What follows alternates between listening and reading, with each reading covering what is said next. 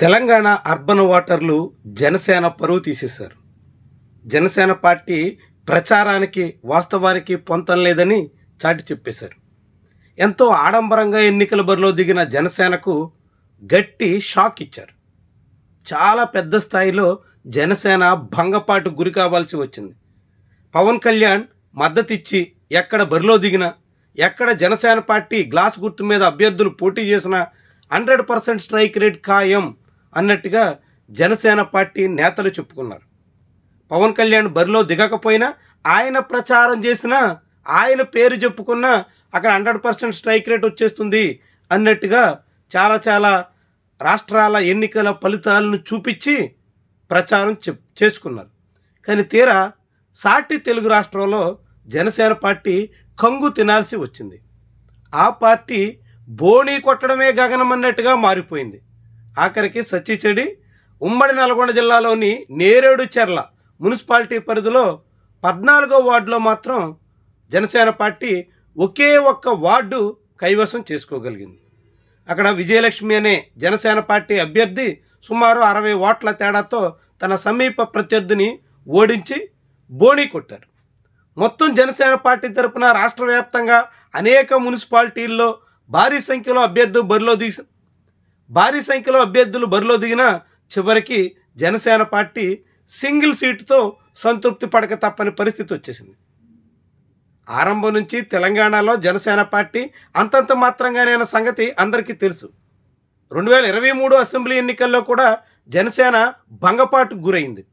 స్వయంగా పవన్ కళ్యాణ్ రంగంలోకి దిగి విస్తృతంగా ప్రచారం చేసిన ఆ పార్టీ అభ్యర్థులకి ఎక్కడ డిపాజిట్లు కూడా దక్కలేదు.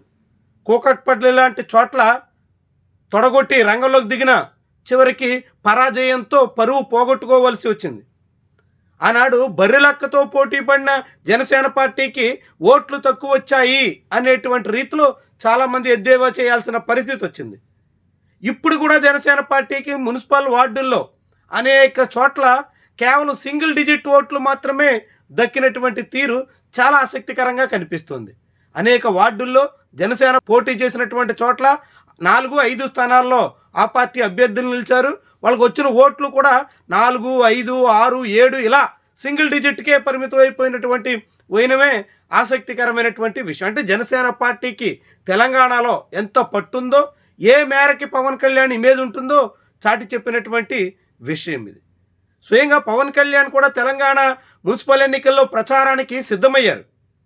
బీజేపీయే పరువు పోగొట్టుకునే పరిస్థితుల్లో ఉంటే తాను బరిలో దిగి ప్రచారం చేసినా అది తీరని అవమానంగా మిగులుతుంది తప్ప అక్కడికి వచ్చేదేమీ ఉండదు అని ఆఖరి నిమిషంలో గ్రహించి వెనకడి వేశారు. లేదంటే మొన్నటి శనివారం నాడు ఉమ్మడి నల్గొండ జిల్లాలో ప్రచారానికి వెళ్లాల్సిన పవన్ కళ్యాణ్ చివరి నిమిషంలో అనారోగ్యం కారణం చెప్పి వెనక్కి తగ్గినటువంటి తీరు ఆయనకు అంతో ఎంతో పరువును కాపాడినట్టుగానే భావించాల్సి ఉంటుంది. లేదంటే ఆయన ప్రచారం చేసిన చోట కూడా జనసేన పార్టీ బోణీ కొట్టలేకపోయింది అనే అభిప్రాయం బలపడితే బీజేపీకి ఏమాత్రం ఉపయోగపడలేదు అనే వాదన వచ్చుంటే పవన్ కళ్యాణ్ కూడా తీవ్ర అవమానానికి గురికాక తప్పని పరిస్థితి వచ్చేది. అయితే ఇప్పుడు జనసేన పార్టీ మాత్రం గాజు గ్లాస్ గుర్తు మీద పోటీ చేసినప్పటికీ తెలంగాణలో ఎటువంటి ప్రభావం చూపలేక ఆఖరికి ఖమ్మం జిల్లా జనసేన పార్టీ ప్రభావితం చేయగలిగినటువంటి జిల్లా అని చెప్పుకుంటున్నటువంటి చోట్ల కూడా జనసేనకి ఎక్కడ తగినన్ని ఓట్లు సీట్లు కట్టబెట్టినటువంటి ఆనవాళ్లే కనిపించలేదు. మొత్తంగా ఆ పార్టీ తెలంగాణలో పరువు మరోసారి పోగొట్టుకుందని మాత్రం చెప్పొచ్చు. 2023 తర్వాత 26లో మరోసారి ఆ పార్టీ భంగపాటుకు గురయ్యింది. పోటీ చేసిన ఎక్కడ కూడా పరువు నిలబెట్టుకునే స్థాయిలో ఓట్లు కూడా దక్కించుకోలేక తీవ్ర పరాజయాన్ని మూటగట్టుకుంది.